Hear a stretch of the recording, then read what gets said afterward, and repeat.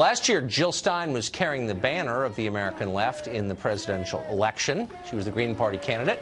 Now she's been exposed. Apparently, despite leading the Green Party, she was a Russian spy all along.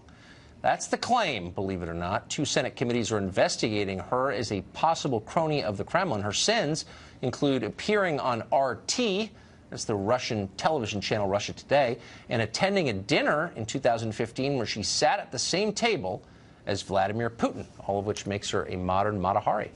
What does she say in her defense? Jill Stein joins us tonight. Dr. Stein, thanks for coming on. Great to be with you. Thank you so much. Are you now, or have you ever been, an agent of Russia? Do you speak Russian? How often do you talk to Vladimir Putin?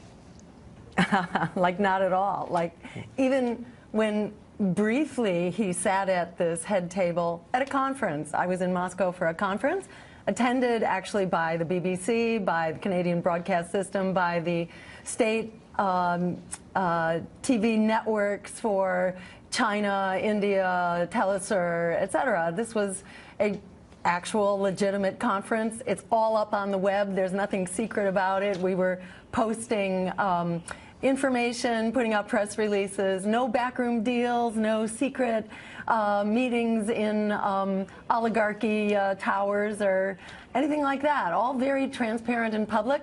The dinner at the end of the conference was really a non-event. At one point, Putin came in with a couple of guys that I assumed were his bodyguards. Turns out they were actually his inner circle, but you would have never known it. Nobody was introduced to anybody. There was no translator.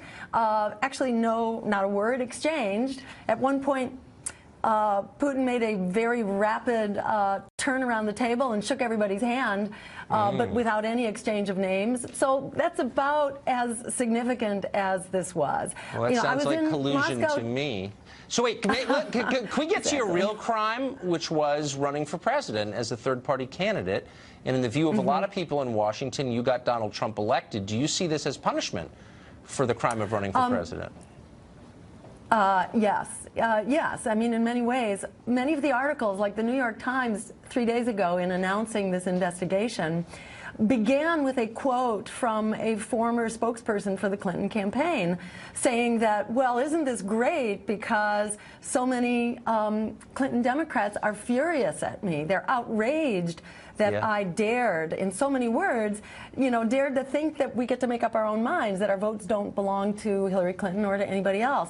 But I got to say, it's not just Democrats. This is a bipartisan commission that's led by Republicans. I'm aware. And yeah, they have it in as well because it's very inconvenient to have a, an opposition political party that's not taking orders from the same suspects. Look, if they disagree with what you're saying, and for the record, I disagree with almost everything you say. But if you disagree with what you say, why not argue against it? Why try to pretend that you're an agent of a foreign government? That seems like McCarthyism to me. You're not the only person to suggest that. I think, this is, let me say, I think there are legitimate aims here in the investigation. I think an interference in our election is much bigger than the Russians, and we have yet to see the proof. I would like to see the evidence of Russian culpability here. When John Kennedy, was facing the Cuban Missile Crisis, he declassified the evidence to show the photographs of the missiles in Cuba. Aren't we owed that as the American public? We didn't get to really see the evidence before the run-up to the Iraq War. We are still paying that price, $5.5 trillion and counting. Fool me once, shame on you. Fool me a gazillion times, shame on all of us. Well, so let me revise what I said. To see the I actually do agree with you on something, and I strongly agree with you on that. Jill Stein, good luck. I hope you get that done, and good luck on the Hill. Thank you. Thank you so much. Take care. It's time for more racist trees. Apparently they exist out in Palm Springs. A golf course architect tells us whether trees near a golf course can really engage in ethnic oppression. That segment is next. Don't miss it.